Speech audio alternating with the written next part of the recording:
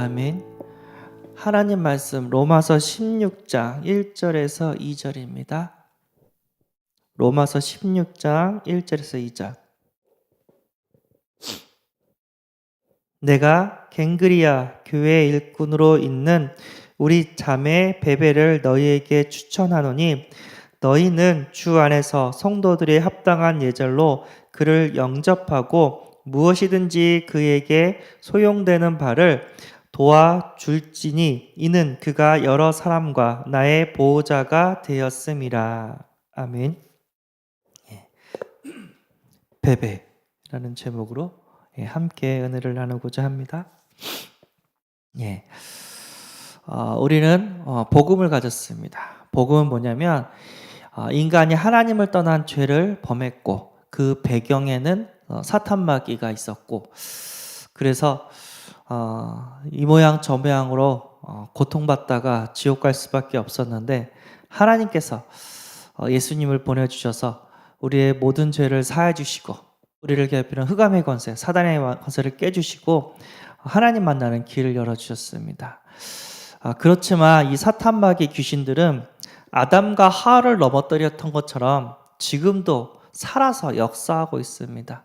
전도자를 계속해서 괴롭히고 있고요. 성도들을 계속해서 말씀 못 듣게, 예배 못 드리게 계속해서 세상 문화를 통해서 여러 가지 안 좋은 걸 통해서 하나님과 함께하지 못하도록 계속해서 속이고 있습니다. 불신자는 아비 노릇을 하죠. 불신자 괴롭혀가지고 우상 숭배하게 만들고 정신적인 육신적인 문제 갖다 주면서 지금도 계속해서 사람을 죽이게 만들고 정신 문제, 영적 문제로 육신 문제로 고통받게 만들고 있습니다. 이 현장을 살릴 수 있는 유일한 방법이 오직 예수 그리스도 복음밖에 없습니다. 왜냐하면 이 사탄마귀 귀신은 다른 거 하나도 안 무서워요. 그리고 눈에 보이지도 않고 원래 천사였기 때문에 능력도 우리 인간보다 대단합니다. 근데 이 사탄마귀 귀신, 흑암의 권세가 최고로 무서워하는 이름이 있습니다. 그 이름이 오직 예수 그리스도밖에 없습니다. 그래서 이 예수 그리스도 복음으로 흑암을 꺾을 수 있고 죄 사함을 받을 수 있고 하나님을 만날 수 있기 때문에 우리는 이 복음 운동을 해야 될 줄 믿습니다. 이것이 하나님의 일이고 하나님의 나라 세계 복음화를 이루어가는 줄 믿습니다. 근데 세계 복음화는 우리가 하고 있는 전도보다 더 큰 거죠. 선교까지는 가는 거잖아요. 근데 이거는 나 혼자 할 수 없습니다. 목사님 혼자 할 수 없고 능력 있는 평신도 혼자 할 수 없습니다. 한 팀을 이룰 때 이 모든 것들이 가능한 줄 믿습니다. 바울이 어떻게 로마까지 복음화했냐? 선교팀이 있었기 때문입니다. 바울과 함께하는 진짜 평신도 그리고 교육자들 계속해서 그런 동역자들이 있었기 때문에 이것들이 가능한 줄 믿습니다. 그 목회자가 아무리 잘났어도 도와주는 평신도가 없으면 세계복음화 못합니다. 반대로 목회가 조금 부족해도 교회에서 목사님을 돕는 그런 평신도가 있으면 더 크게 세계복음화를 이루어가게 되는 줄 믿습니다. 바울 곁에는 세계복음화를 할 수 있는 선교를 할 수 있는 선교팀들이 있었어요. 그리고 선교 후원팀들도 있었고 그래서 로마서 16장에 약 27명의 일꾼들 이름이 소개되어 있는데 거기에 첫 번째 기록된 이름이 바로 베베입니다. 그만큼 중요한 사람이었고 바울을 많이 도왔던 사람이라고 우리는 추측할 수가 있습니다. 베베가 섬기는 교회는 갱그리아 교회였습니다.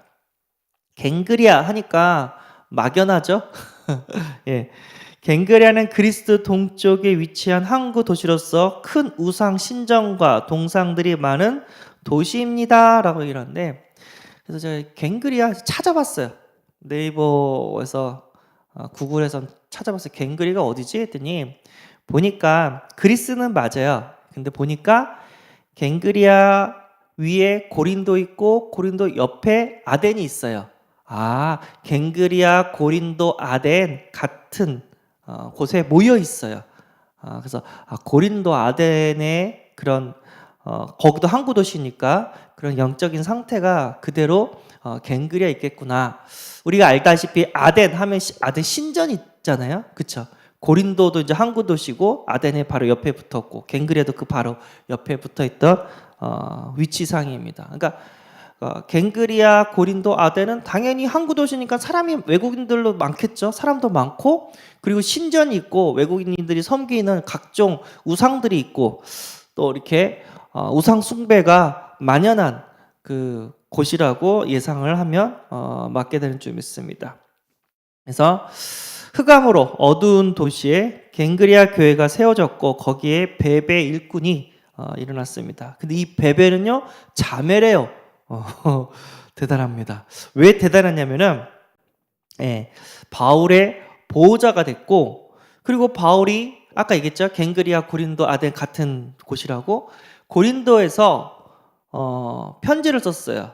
로마에 있는 성도들에게 편지를 썼어요. 이거를 전달해 준 사람이 베베였다고 합니다.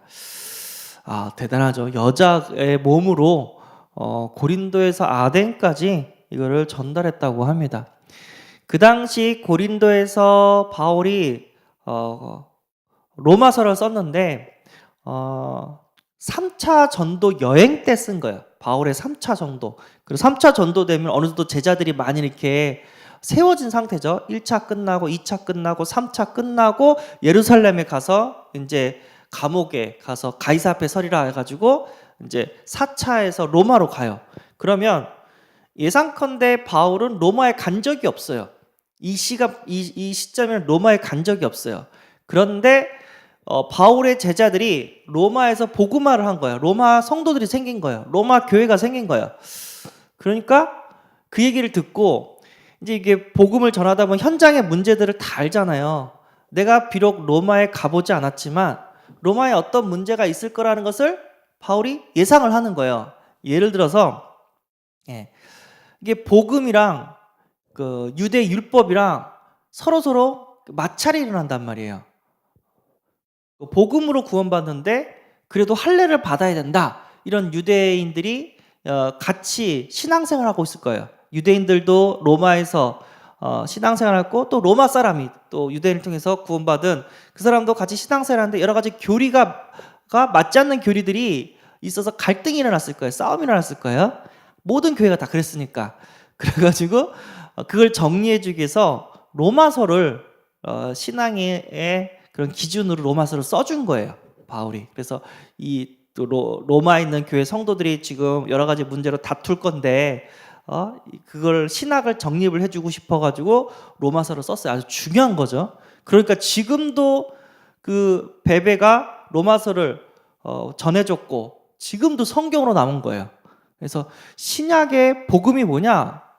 로마서라고 이렇게 볼 만큼 복음을 아주 선명하게 율법이 아니라 복음을 선명하게 로마서거든요. 어쨌든 그거를 보냈다는 거예요. 그러니까 어마어마한 거죠. 성경을 만드는데 도운 자가 오늘 말씀가 베베예요. 그러니까 목사님 보니까 육지로 2100km라고 합니다. 그리고 배 타고는 1000km. 그리고 약 3개월은 소모되는 먼 거리라고 했습니다. 그래서 지도를 봤어요. 고린도에서 로마까지 길이가 어떠냐? 진짜 1222km. 그러니까 고린도에서 로마까지 이게 육지 갔다가 배 한 번 탔다가 육지 갔다가 이렇게 가야 돼요. 근데 지금은 보니까 19시간 걸린대요. 거길 그냥 일직선으로 쭉 가면 19시간 걸린대요. 19시간도 큰 거죠. 근데 이 당시에는 교통편도 안 좋았고 항구 그것도 별로 이렇게 우리 지금처럼 시설이 안 좋았기 때문에 아마 내 생각하는 육로로 갔을 것 같아요. 배는 안 타고 육로로 갔을 것 같아요. 그래서 1000km로 갔는데 3개월이 가는 시간에 막 그 당시 교통편이 안 좋았으니까 3개월의 소모를 됐다고 합니다. 여자로서 3개월을 간다. 육로를 직진으로 가면 1000km인데 돌아가면 2000km거든요. 그래서 이걸 갔다. 예, 여기 진짜 대단한 분인 것 같아요. 그래서 그리고 베베 집사님은 믿을 만한 사람, 충성된 사람, 일을 맡기기에 편한 사람, 일을 맡겨도 괜찮은 사람, 일을 맡겨도 부담이 안 되는 사람, 핑계대지 않는 사람이었던 것 같습니다. 우리가 말이 많은데 어쨌든 그만큼 믿을 만한 사람이었다는 거죠. 예, 바울의 입장에서는. 바울은 중요한 로마 성도를 위해서 중요한 로마서를 썼는데 그걸 누구한테 보낼 거냐? 베베가 가장 믿을 만한 사람이었다는 거죠. 여자인데도 불구하고. 예, 그래서 첫 번째 사람의 이름이 베베로 로마서 16장에 소개된 첫 번째 인물이 베베였습니다. 내가 갱그리아 교회 일꾼으로 있는 우리 자매 베베를 너에게 추천하노니. 예, 그랬고요. 그는 로마 교회 성도들에게 추천을 받은 사람이었고요. 그 다음에 이사야 32장 8절 존귀한 자였습니다. 존귀한 자는 존귀한 일을 계획하나니 그는 항상 존귀한 일에 서리라. 전도운동, 선교운동에 첫 번째로 쓰임받은 그런 응답의 사람인 줄 믿습니다. 로마 복음화를 위해서 중요한 것을 전달했었던 그런 사람인 줄 믿습니다. 그리고 보호자, 바울을 보호했고 교회 성도들을 보호했던 보호자였습니다. 로마서 16장이자 너희는 주 안에서 성도들이 합당한 예절로 그를 영접하고 무엇이든지 그에게 소요되는 바를 도와줄지니 이는 그가 여러 사람과 나의 보호자가 되었음이라. 그러니까 바울만 보호한 게 아니라 교회 성도들을 보호했던 보호자가 되었다고 합니다.